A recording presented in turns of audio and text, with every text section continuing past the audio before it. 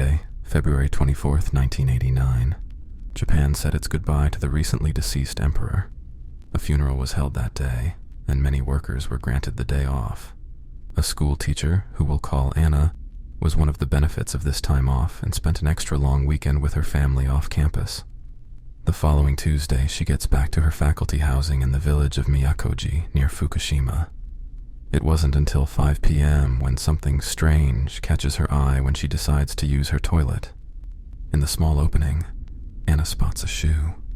Startled and confused, she calls the other teachers over to her, only to then realize there wasn't just a shoe inside, but the body of an entire grown man. The policeman declared the man had already passed.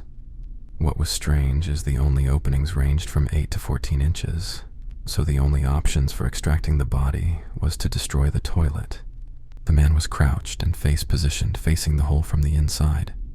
He was also shirtless, clutching a jacket to his chest. The shoe Anna had spotted was placed over his head. Once he was retrieved, due to the filth he had been residing in, he was washed a few times before an autopsy took place. The cause of death was judged to be hypothermia. He had been deceased since Sunday, 2 days before Anna found him. The body was identified as a local man, living just 10 minutes away from Anna's housing. Naoyuki Sugano, 26 years of age, he was well known in the community for his activities in youth association, working as an MC at weddings, or even helping to run a campaign for a village headman's position. The last person who saw him was his father on the holiday that Friday. His father claimed his son told him he was going to be back soon after he had left the family home, and that his son behaved as usual. Police determined Sugano entered the toilet out of his own will, trying to peek at Anna's privates. However, the bizarre death of such a well-liked person, and the explanation painting him as a deviant, caused an uproar in the village. More than half of its inhabitants signed a petition requesting police to continue the investigation. Unfortunately, to no avail. Locals theorize possible motives for murder, such as that Sugano and Anna were actually in a secret relationship. Anna was engaged at the time, and Sugano was also friends with the fiancé, or maybe his death may have been the result of some kind of connection he had to an election campaign in the village. The issue which always comes up with this case is how Sugano could have possibly fit into such an impossibly tight fit. He also had a missing shoe found in the fields, close to where he parked his car. The car also had keys still left inside. Some internet communities have assumed Sugano was a stalker, but that raises the question, wouldn't he know Anna was missing for the holidays? The case has since been officially closed. No one will truly get answers.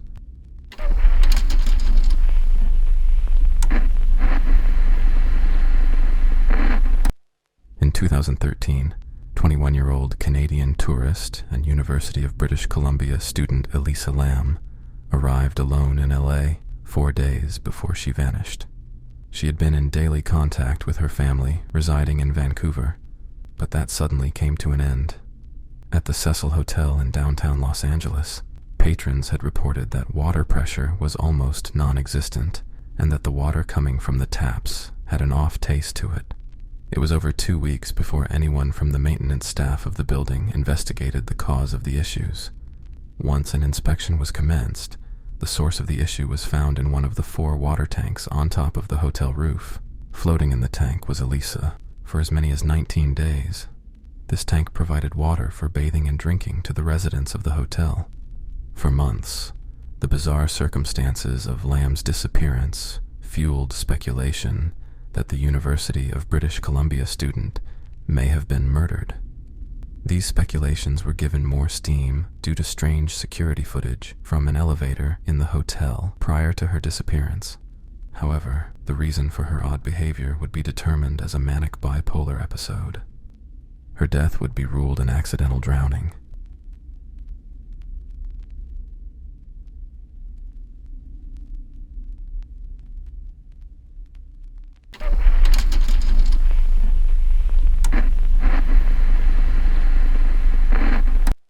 A 10-year-old case of Iowa man Larry Eli Murillo Moncada has finally and tragically come to a strange conclusion.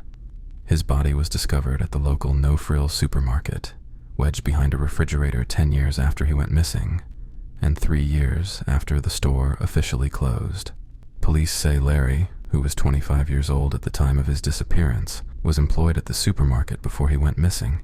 He was first reported missing by his parents November 2009, after they said he became upset and ran out of their home, perhaps due to the medication he was taking. He started to suffer from hallucinations and heard voices in his head. There was a snowstorm at the time. He left without shoes, socks, keys, or even a car and was not scheduled to go to work. Management at No Frills say employees often entered and exited the store, despite not being scheduled for a shift. An autopsy performed showed no signs of trauma, and the Criminal Investigations Department considered the case to be an accidental death.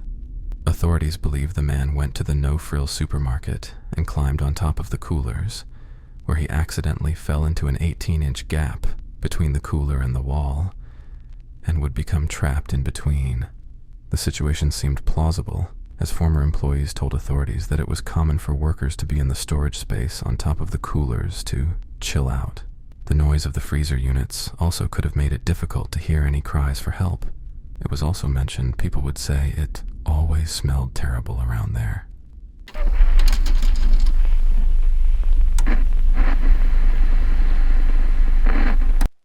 Officers were called to the papier-mâché Stegosaurus statue at nearby town of Barcelona.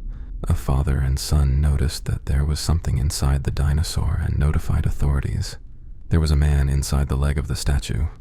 Officers had called in firefighters to help cut into it so the body of the man could be removed. It is said the death of the 39-year-old man was not being treated as suspicious, and that the circumstances of this accidental death is that the man was trying to reach for his mobile phone, which he'd somehow dropped inside the statue. It appeared as if he entered the statue head first and couldn't get out. Autopsy results would suggest he had been inside the statue for a couple of days before he was found. According to local media, he had been reported missing by his family a few hours before his body was discovered.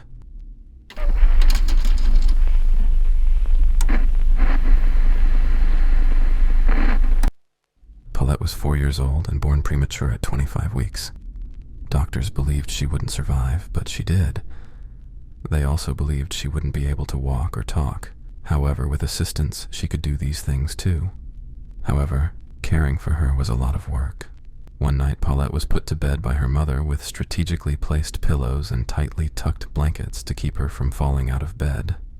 The next morning, the family's maids went about their business as usual. It wasn't until the sister entered Paulette's room that they saw a large, empty bed. Frantically, they searched for her, looking everywhere. Through the closets, in the bathroom. They even lifted the mattresses of the bed up to search in between. The sisters swear that they'd left no stone unturned. They informed the parents that she was gone.